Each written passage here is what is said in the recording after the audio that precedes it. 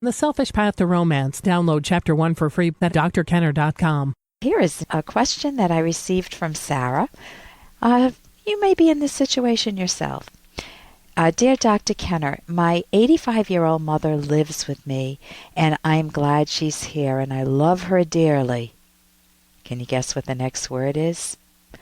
But I get very irritated when, number one, I get phone calls, and she always wants to know who's on the phone. Now, there's no reason she can't know. It just bugs me. Number two, we go out to eat, and my mom always orders what I order. Number three, no matter where I need to go or whatever I want to do, my mom always wants to go with me, even though it would be so much quicker to get in the car and go places and so much easier to do my errands by myself.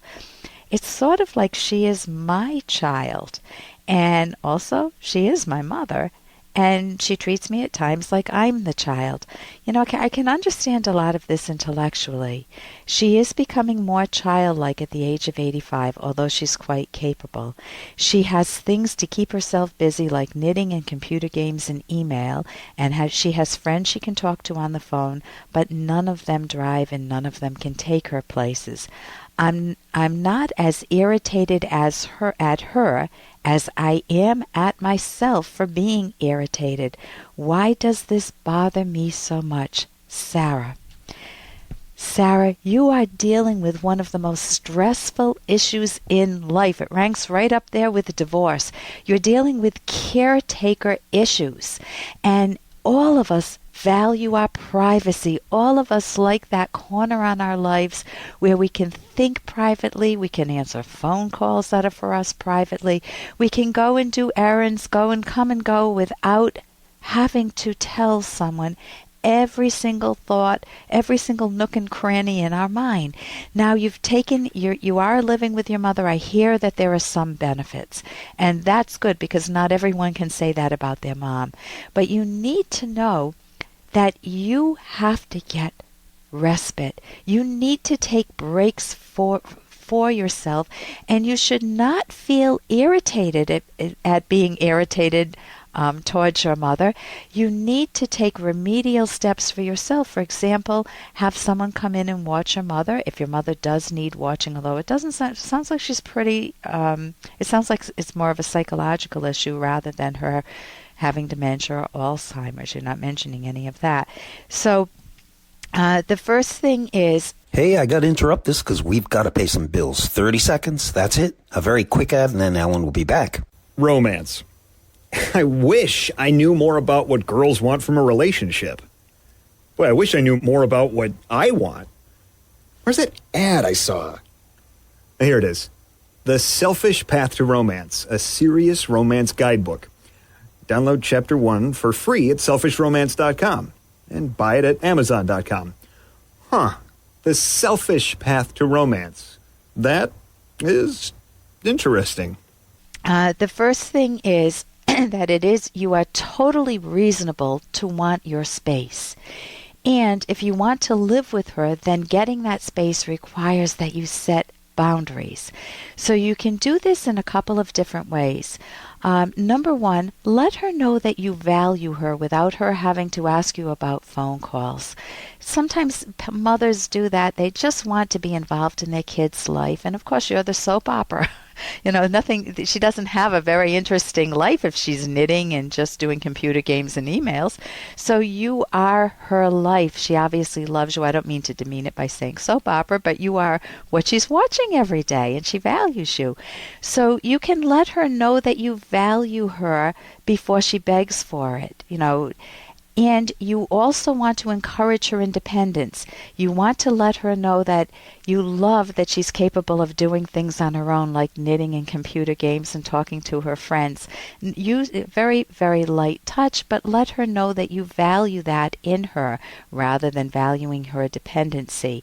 Then you need to, here's the hard part, set the boundaries with her lovingly.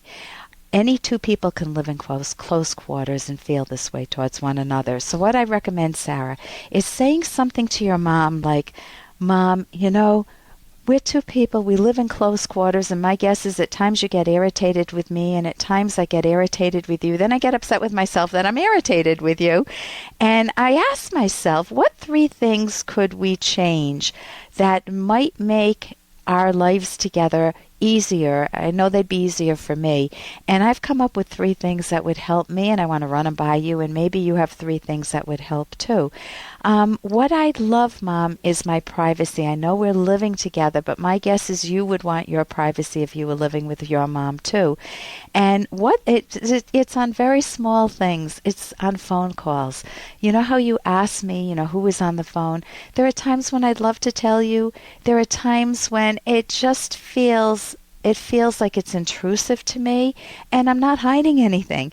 But it would really help me, Mom, if you could hold back from that, and I would feel closer to you. Also, when we go out to eat, if you could order first, that would help, because I find we're always ordering. I order something and you order the same thing I do, and I like seeing you capable of ordering something different. I always have loved that in you, your independence.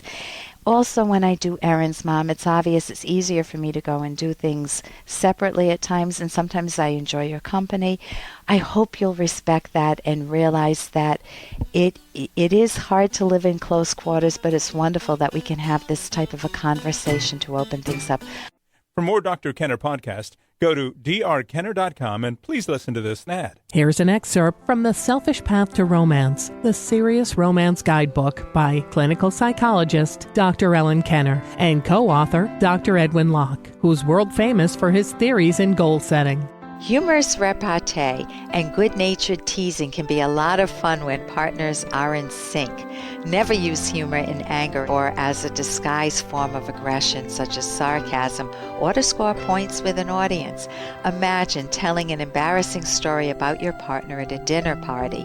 Sometimes your partner might enjoy the story being told, and sometimes not, depending on the content of the story, the audience, and your partner's psychology. Out of respect, always ask permission before you tell a funny story about your partner. Agree beforehand on what you can share in public. You can download Chapter 1 for free by going to drkenner.com, and you can buy The Selfish Path to Romance at amazon.com.